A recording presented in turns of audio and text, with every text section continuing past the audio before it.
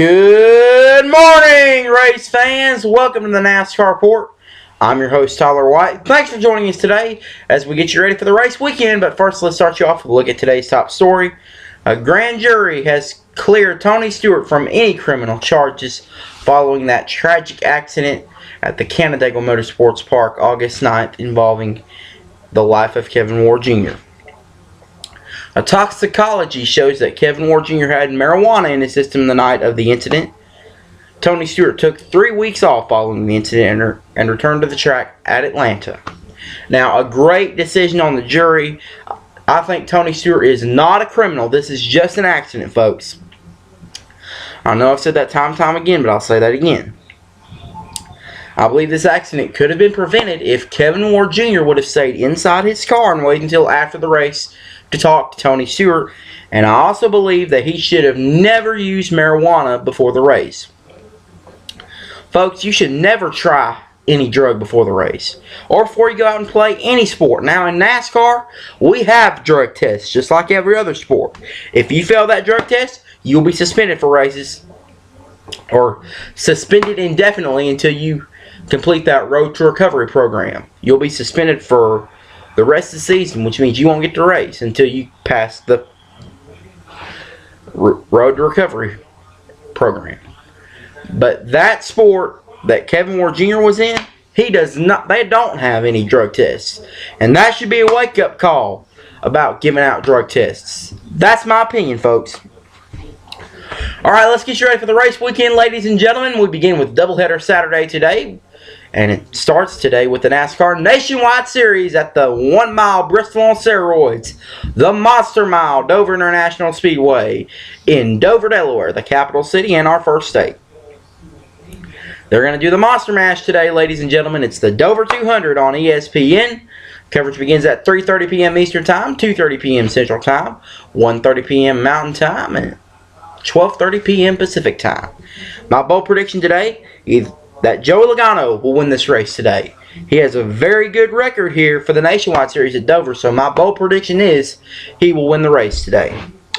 And tonight, the NASCAR Camping World Truck Series will be at the Las Vegas Motor Speedway. The Quickliners 350 on Fox Sports 1. Coverage begins at 10 p.m. Eastern Time, 9 p.m. Central Time, 8 p.m. Mountain Time, 7 p.m. Pacific Time.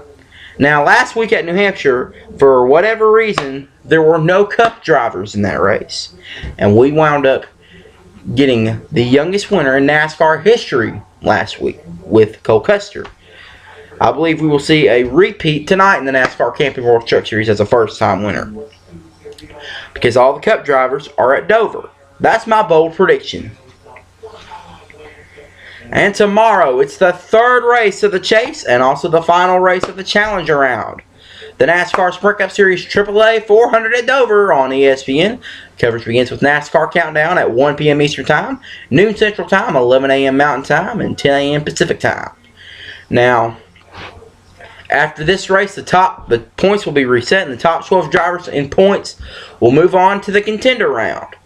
But as for other 4 drivers, they will be eliminated. So here are the scenarios. Brad Keselowski, Joey Logano, they've already locked their spots into the contender round. Brad Keselowski taking care of that by winning at Chicago a couple weeks ago, and Joey Logano locked his spot by winning last week at New Hampshire. As for Kevin Harvick, he must finish 34th or better tomorrow. I believe he will make the next round because he's ran very well at Dover, and he's also on the pole for the race tomorrow. Jimmy Johnson must finish 24th or better, but ladies and gentlemen, this is Jimmy Johnson's best track. He's won here 9 times more than any other driver, so Jimmy Johnson will move on to the next round.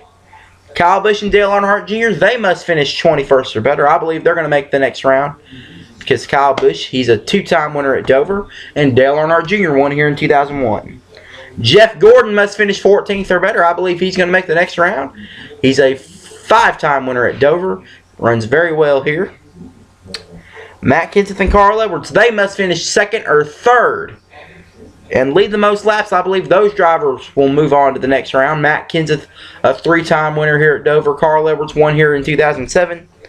A.J. Allmendinger must finish 2nd. I believe he will move on to the next round. He's ran very well the last few weeks.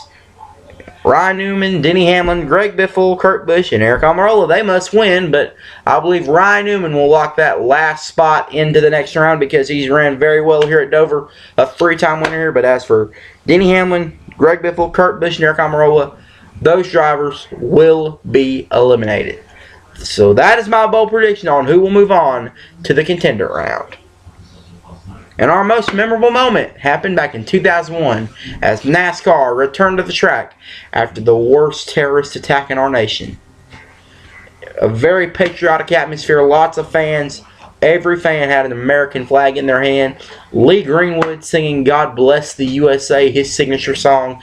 Tanya Tucker performing the national anthem. The crowd was singing along with the national anthem. Lots of USA chants. Dale Earnhardt Jr. went to victory lane and did a patriotic Polish victory lap with the American flag. Donated some of his winnings to Budweiser's charity following 9/11. An emotional race that day. 2001 was a tragic year for NASCAR. First, we lost our sport's greatest driver, Dale Earnhardt, in the Daytona 500.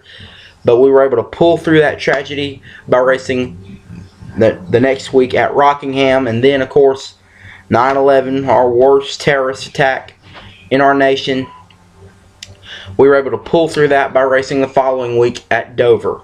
And it's events like these that remind us that, hey, baseball may be our national pastime, but NASCAR is America's sport. Alright, let's take a look at the weather forecast this week. Since they're at a different track, we will start with the NASCAR Camping World Truck Series at Vegas, courtesy of Fox 5 in Las Vegas. Tonight, clear skies, a low of 59. Beautiful night to watch the Truck Series. Beautiful American night. We're going to see just perfect night racing weather. We're going to see lots of action tonight in the NASCAR Camping World Truck Series. And now, look at the Dover forecast for the Nationwide Sprint Cup, courtesy of Fox 29 in Philadelphia. Today, beautiful American day, lots of sunshine, a high of 77. Perfect weather, and the same thing tomorrow with the same prediction as today. Lots of sunshine, a high of 77. So 2 beautiful American days to watch some NASCAR racing at Dover. So overall, beautiful weekend for Vegas and Dover.